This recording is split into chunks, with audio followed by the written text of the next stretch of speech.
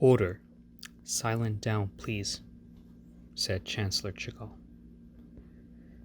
The people in the room then calmed down, and then had their eyes all set on their future king. Aeneas smiled. Thank you very much, Gramps, everyone. He climbed up the stairs and finally reached the top seat.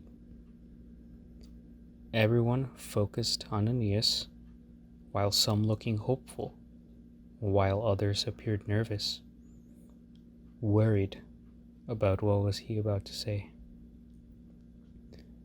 Then Aeneas cleared his throat and began to speak. Now then, I'll get straight to the point. Since Father is not able to lead us at the moment, and the threat of the Empire is serious, in order to stabilize order around the continent, I say we should start an alliance. Then everyone in the room then started mumbling things such as an alliance. But will it work? Another one. Not again. Damn it, I knew it was too good to be true. Aeneas continued to speak. Keep in mind, this alliance is no ordinary alliance. We are talking about a continental alliance. With this great alliance, we can protect each other as fellow allies from danger. Something like our relationship with the Grand Duke. Then the mumbling amongst the people got louder. A continental alliance? Is he mad? Most of the people thought. I think the first thing we should do is establish a new army, separate from the royal army. Everyone was in awe. While some disliked this idea, others of the council members actually loved the idea. Then a politician raised his hand and asked, If I may, my lord, as much as I like this idea, I would like for you to further explain this plan. How different is this army from the royal army? Good question, sir, said Aeneas. Unlike the royal army, which only protects the capital and the nation, this new army will work together with other allied armies of their country, and together we will protect the entire continent. It will serve not just us, but to other countries as well. Everyone. This will be an allied army. Everyone in the room was now taking Aeneas' words very seriously. Then Aeneas continued.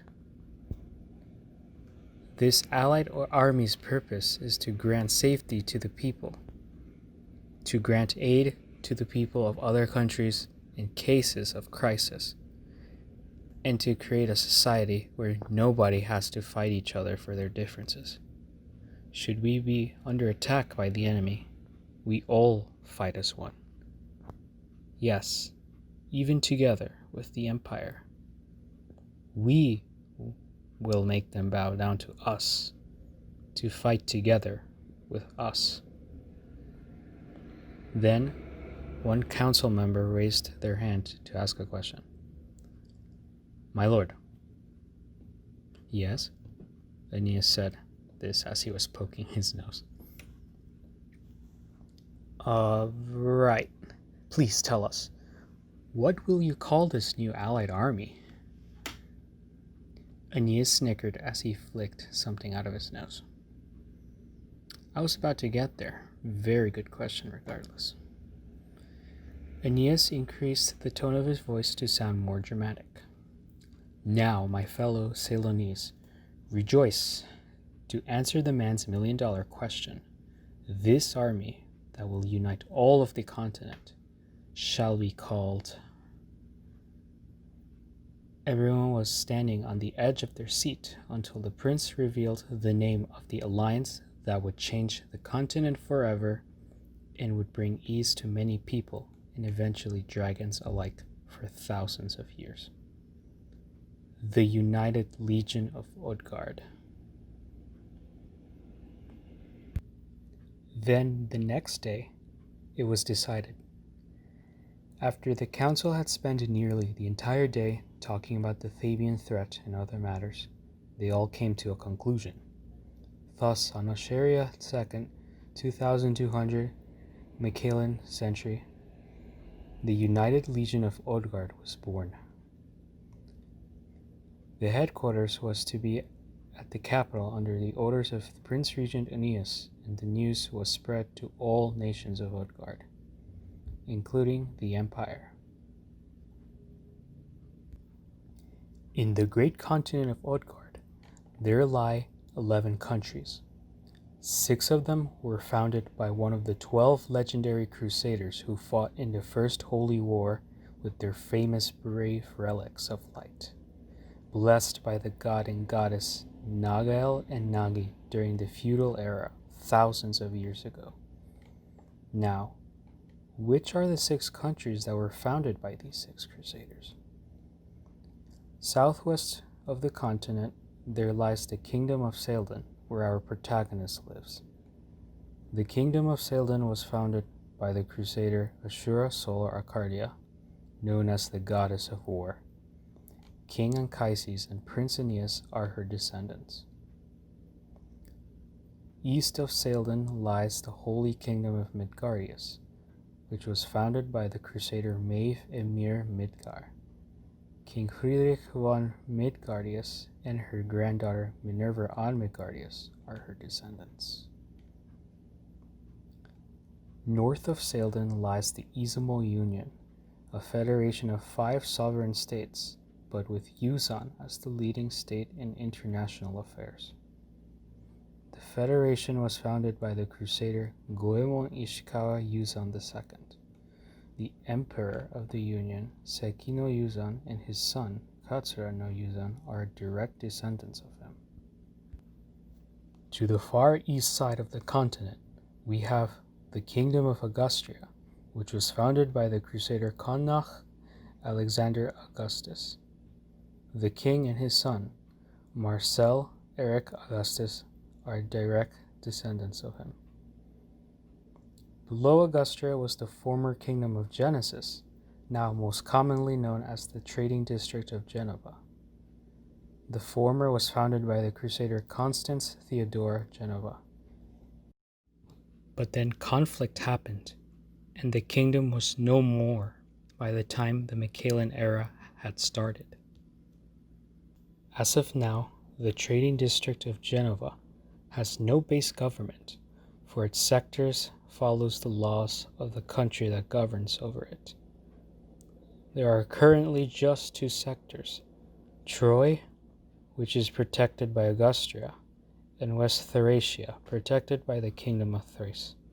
While the Genova bloodline is claimed to have been long gone, there are rumors that a royal family descendant is still alive.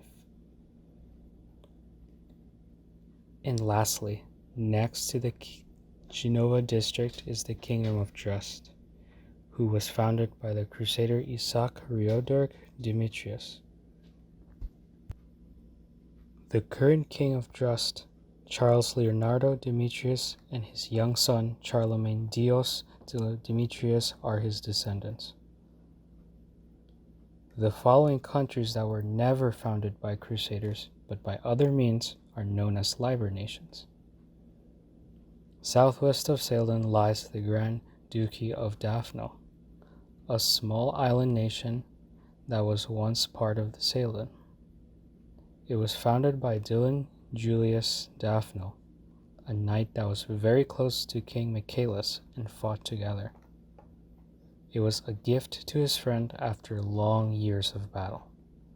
However, no other nation but Saldan knows of its existence, for its existence has been hidden from the world for over 2,000 years. North of Midgardius lies the city-state of Constantina, tiny nation that declared independence from Midgardius 100 years before the Michaelan era. The country is known for its beautiful city, democratic ideals, and its neutrality during conflicts. East to Midgardius lies the Dukedom of Marcian, a nation that has separated from the Kingdom of Midgardius during the Midgardic Civil War of 2000. The dukedom is known for its military and its infamous Dragon Sanctuary, where it safeguards dragonkind within the walls and are claimed to be free in the country. The nation has one of the most powerful militaries on the continent. Southeast of the dukedom is the Holy Empire of Thebes, a nation that has separated from Just and was once a republic, but eventually grew powerful enough to become an empire. It has been around for thousands of years, since an era thousands of years before the Michaelan era. At the moment, they are one of the richest and powerful nations with an influence that could eventually surpass Salem.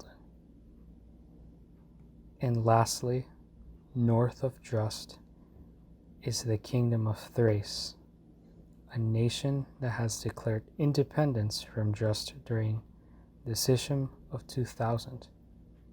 They are the youngest kingdom on the continent.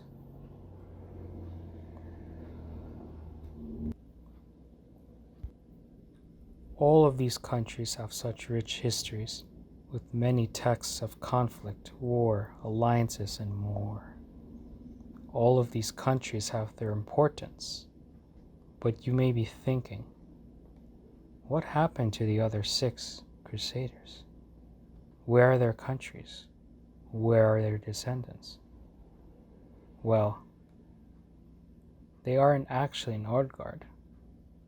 They are perhaps somewhere far away from the mainland. But that is a story for another time. Everyone's reaction to the news of Aeneas' newly declared alliance will be revealed in the next chapter.